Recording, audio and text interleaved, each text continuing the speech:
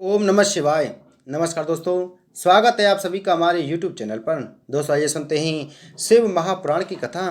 आप सभी भक्तजन इस कथा को श्रद्धा पूर्वक मन लगाकर सुने। भगवान शिव जी आप सभी की मनोकामना पूर्ण करेंगे और आप सभी के कष्टों को हर लेंगे। ब्रह्मा जी ने कहा, हे नारद, प्रातःकाल होने पर जब हंडन तथा मुंडन नामक शिवजी के दो गणों ने दो नए शिवलिंग देखे तो उन्होंने अत्यंत प्रसन्न होकर शिवजी के पास जा उन्हें सब समाचार कह सुनाया। वे बोले, हे प्रभु, वर्णा नदी के तट पर किसी धनवान व्यक्ति ने आपके दो शिवलिंग स्थापित किए हैं। कल संध्या तक उस स्थान पर कोई मंदिर नहीं था, परंतु इस समय हम जब वहां गए तो हमने उसे देखा है। यह सुनकर शिवजी गिरजा सहित रथ पर चढ़कर वर्णा नदी के तट पर जा पहुंचे और उन्होंने हिमाचल द्वारा बनवाए हुए उस सुंदर शिवालय को देखा। यद्यपि वह मंदिर एक ही रात्रि में बना था, किंतु इतना सुंदर था कि उसके समान शिवालय काशीपुरी में दूसरा न था। जब वे गिरजा सहित उस शिवालय के भीतर पहुंचे तो वहां चंद्रमकांत मणि द्वारा निर्मित शिवलिंग को देखकर उन्हें यह इच्छा उत्पन्न हुई कि हम इस मंदिर के बनाने वाले के नाम से परिचित हों। इतने ही में उनकी दृष्टि उस पट्टिका पर जा पड़ी जो हिमाचल ने लगवाई थी। उसे पढ़कर शिवजी गिरजा से बोले, हे प्रिय, देखो यह शिवालय तुम्हारे पिता ने बनवाया है। वे तुम्हें देखने के लिए यहाँ पधारे होंगे, परंतु भेंट का उत्तम अवसर न पाकर बिना मिले ही इस शिवलिंग की स्थापना करके चले गए। तुम्हारे पिता परम धन्य हैं। हे नारद, शिवजी के मुख से यह वचन सुनकर गिरजा ने अत्यंत प्रसन्नता प्रकट करते हुए कहा, हे प्रभु, मेरे पिता ने इस लिंग को वर्णा के तट पर स्थापित किया है, अतः मेरी यह अभिलाषा है कि आप इसमें रात दिन पूर्णांश से स्थित रहें तथा यह लिंग गिरीश्वर के नाम से प्रसिद्ध हो। जो मनुष्य इस लिंग की पूजा करें वे दोनों लोकों में आनंद प्राप्त करें तथा उनकी सभी मनोअभिलाषाएं पूर्ण हों। गिरजा की यह प्रार्थना सुनकर शिवजी ने मस्तु कहा। तदुपरांत वे वहां से चलकर इधर उधर भ्रमण करते हुए कामराज के पास पहुंचे। वहां कामराज से उत्तर की ओर उन्होंने एक अन्य शिवलिंग को देखा।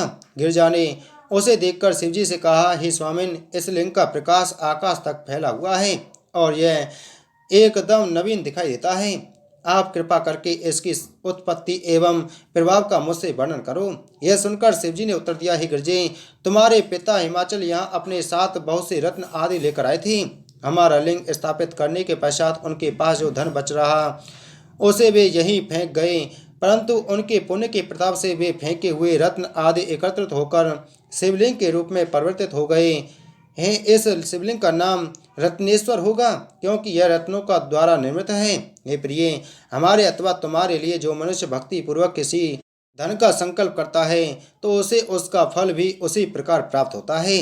अब तुम्हें यह उचित है कि तुम्हारे पिता जिस स्वर्ण को यहाँ छोड़ गए हैं वह अभी तक यहाँ इधर उधर फैला हुआ है। उसी के द्वारा तुम इस लिंग का शिवालय बनवाओ, क्योंकि शिवालय बनवा देने से जो कर्म अपूर्ण रह जाते हैं वे भी पूर्णता को प्राप्त होते हैं। लिंग की स्थापना से प्रत्येक वस्तु की प्राप्ति होती है और कलश चढ़ाने से भी वैसा ही फल मिलता है।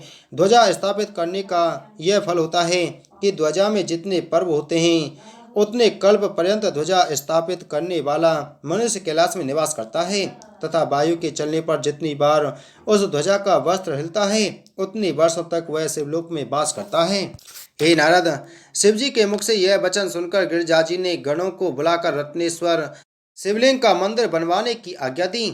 तब सोम एवं नंदी आदि गणों ने हिमाचल द्वारा फेंके गए स्वर्ण से एक सुंदर शिवालय बनवा दिया। उस शिवालय को देखकर शिवजी एवं गिरजा को अत्यंत प्रसन्नता हुई और उन्होंने गणों को अनेक वरदान दिए।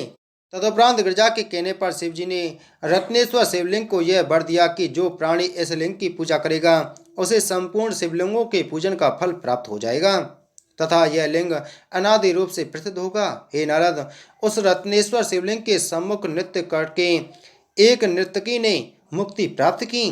भगवान सदाशिव एवं भगवती गिरजा के उन चरित्रों का स्मरण करने से आनंद प्राप्त होता है।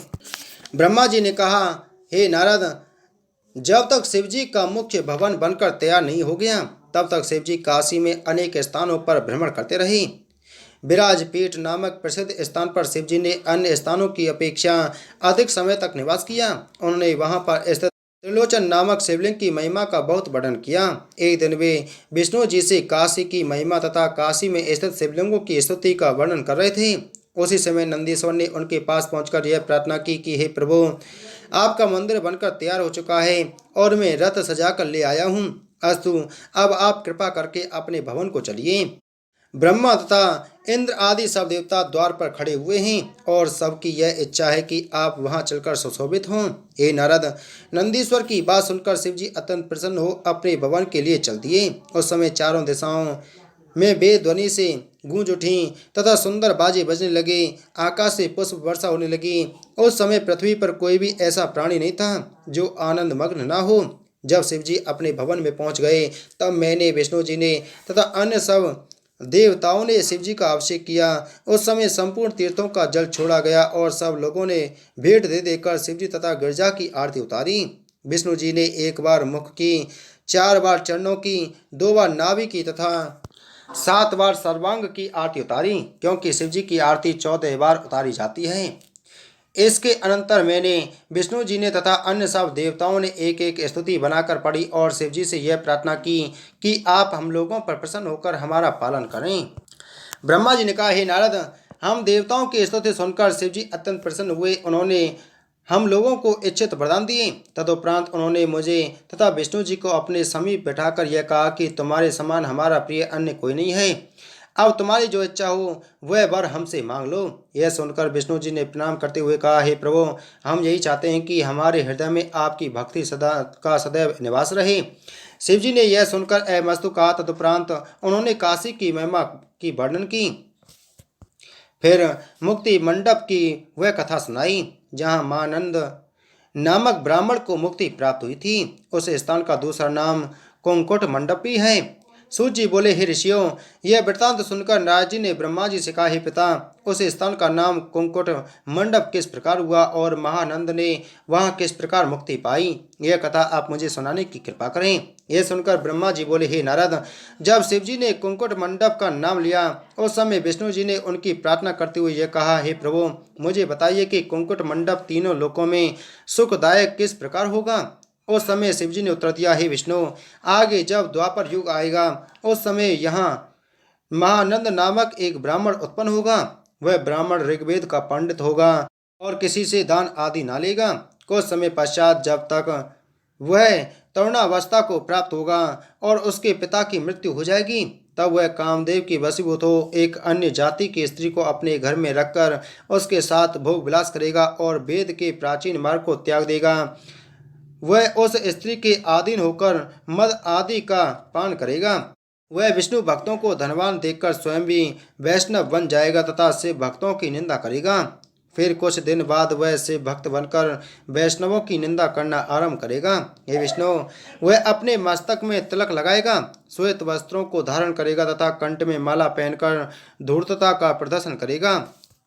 वह देखने में तो निर्मल और सज्जन होगा परंतु हृदय का अत्यंत मलिन और दुर्जन रहेगा। कुछ दिन पश्चात एक पर्वत निवासी तीर्थ यात्रा करने के लिए यहाँ आएगा। उसके पास दान करने के लिए बहुत धन होगा। वह चक्र तीर्थ में स्नान करके यह बात कहेगा कि मैं जाति का चांडाल हूँ परंतु धनवान हूँ। मैं अपने धन को दान में देना चाहता हूँ। यदि कोई मेरा दान लेने के लिए तैयार हो तो वह मेरे समीप आए। उसकी बात सुनकर सब लोग उस महानंद नामक धूर्त ब्राह्मण की ओर उंगली उठाकर यह उत्तर देंगे कि तुम्हारा दान यह व्यक्ति ले सकता है। तब चांडाल महानंद के पास जाकर दान ग्रहण करने के लिए प्रार्थना करेगा। उस समय महानंद ने उसे यह उत्तर देगा कि तुम अपने साथ जितना धन लाए हो यदि वह सब का सब मुझे देना स्वीकार करो तथा अन्य किसी को उस धन में से कुछ भी ना दो तो मैं तुम्हारा धन लेने को तैयार हूँ। यह सुनकर वह चांडाल उत्तर देगा कि मेरे पास जो भी धन है वह शिवजी की प्रसन्नता के निमित्त है। इस काशी में रहने वाले नीच व्यक्ति भी शिवजी के अंश हैं। अस्तु, मैं तुम्हें शिवजी के समान जानकर अपना संपूर्ण धन देखना स्वीकार करता हूँ। हे विष्णु, यह कहकर वह चांडाल महानंद को दान देकर अपने घर को लौट आएगा।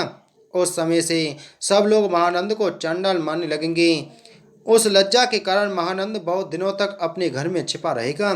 तदुपरांत उसकी स्त्री को साथ लेकर काशी छोड़ कीलक देश को चल देगा। जिस समय वह मार्ग में जा रहा होगा उस समय जंगल में एक ठगों का झुंड उसे पकड़ लेगा और उसका सर्वस्व छीन कर यह कहेगा कि हम तुम्हें जान से मारने वाले हैं। अस्तु, तुम जिसका स्मरण करना चाहो कर लो। ठगों के यह वचन सुनकर महानंद को श्रेष्ठ बुद्धि की प्राप्ति होगी उस समय यह विचार करेगा कि मैंने इस धन को लेकर अपने धर्म को भी खो दिया और आज मृत्यु के समीप काशीपुरी को भी खो बैठा हूँ। इस प्रकार चिंता करते हुए वह अपने वंश का स्मरण करेगा। तदुपरांत ठग उसे मार डालेंगे। महानंद को मारने के पश्चात वे चारों ठग काशी का महात्म सुनकर यहाँ आएंगे और मुक्ति मंडप के समीप स्थित होकर प्रतिदिन गंगा स्नान तथा शिव कथा श्रवण करने के कारण निर्मल हो जाएंगे। उस समय मेरी कृपा से उन्हें मोक्ष की प्राप्ति होगी। तभी से इस स्थान का नाम कुंकुट मंडप पड़ जाएगा। ब्रह्मा जी ने कहा, हे नारद, शिव जी से यह कथा सुनकर विष्णु जी को अत्यंत प्रसन्नता हुई। उसी समय बड़े जोर से घंटा बजने का शब्द सुनाई दिया। उस शब्द को सुनकर शिव जी ने नंदीश्वर को यह आज्ञा दी कि तुम जाकर अभी यह पता लगाओ कि यह घंटे का शब्द कहाँ से आ रहा है। जो लोग घंटा बजाते हैं वे मुझे अत्यंत प्रिय हैं और मैं उनकी संपूर्ण मनोकामनाओं को सिद्ध करता हूँ। यह सुनकर नंदीश्वर उस स्थान पर पहुँचे जहाँ पर घंटा बज रहा था। तदुपरांत उन्होंने लौटकर शिवजी से यह कहा कि हे प्रभु, आपके श्रृंगार मंडप में उत्सव हो रहा है और वहाँ बैठे हुए आपके भक्त घंटा बजा रहे हैं। यह सुनकर शिवजी अत्यंत प्रसन्न हो संपूर्ण सभा सहित उस स्थान पर जा पहुँचे। वह स्थान रंग मंडप था जो संसार में श्रृंगार मंडप के नाम से विख्यात है। वहां जाकर शिवजी गिरजा सहित पूर्व दिशा की ओर मुख करके बैठ गए। हे नारद, उस समय शिवजी ने अपना दाहिना हाथ उठाकर विष्णु जी के द्वारा सब लोगों को यह सूचित किया कि विश्वनाथ द्वार नामक हमारा यह लिंग परम ज्योति स्वरूप तथा संपूर्ण आनंद मंगलों को प्रदान करने वाला है। इसे अभिमुक्त तथा मुक्तिद भी कहा जाता है। विश्वेश्वर के समान तीनों लोकों में अन्य कोई लिंग नहीं है। तीनों लोकों में विश्वेश्वर लिंग, मणिकर्णिका तथा काशीपुरी में ये तीनों वस्तुएं ही सार रूप हैं। इतना कहकर शिवजी तथा गिरिजा ने स्वयं उस विश्वेश्वर लिंग का पूजन किया। तदुपरांत वीरभद्र और गणपति ने उसकी पूजा की। इस प्रकार सब लोगों ने उस लिंग का पूजन किया। उस समय बड़ा आनंद और उत्सव हुआ। आकाश से पुष्प वर्षा होने लगी और ऋषि मुनि वेद मंत्रों द्वारा स्तुति करने लगे। उस समय वेद और प्राण शरीर धारण कर वहां आए। उन्होंने शिव तथा गिरिजा की बहुत प्रकार से विनती की। तदुपरांत विष्णु आदि सब देवताओं ने भी उनकी बहुत प्रार्थना की। उस समय शिवजी और गिरिजा ने अत्यंत प्रसन्न होकर सब लोगों की ओर अपनी कृपा दृष्टि से देखा, जिसके कारण सभी के मनोरथ पूर्ण हो गए। तदुपरांत शिवजी गिरिजा तथा अपने पुत्रों सहित सबके देखते देखते अंतर्ध्यान होकर विश्वनाथ लिंग में प्रविष्ट हो गए। हे नारद, शिवजी के उस चरित्र को कोई भी प्राणी नहीं जान सका। इस प्रकार शिवजी लिंग रूप होकर काशी में स्थित रहे और शरीर से कैलाश में जाकर निवास करने लगे। इस आश्चर्य को देखकर सब लोगों को बड़ा कौतूहल हुआ। तदुपरांत अन्य सब देवता भी अपने अपने अंश को काशी में स्थापित करके अपने अपने लोक को चले गए। शिव और गिरिजा का यह चरित्र संपूर्ण मनोकामनाओं को सिद्ध करने वाला है। जो मनुष्य इसे पढ़ता, सुनता अथवा दूसरों को सुनाता है, उसके हृदय में शिवजी की प्रीति उत्पन्न होती है और भगवान सदाशिव गिरिजा सहित उस पर अत्यंत कृपा कर रखते हैं। बोलो शिव महाप्राण की जय। बोलो शिव शंकर भगवान की जय।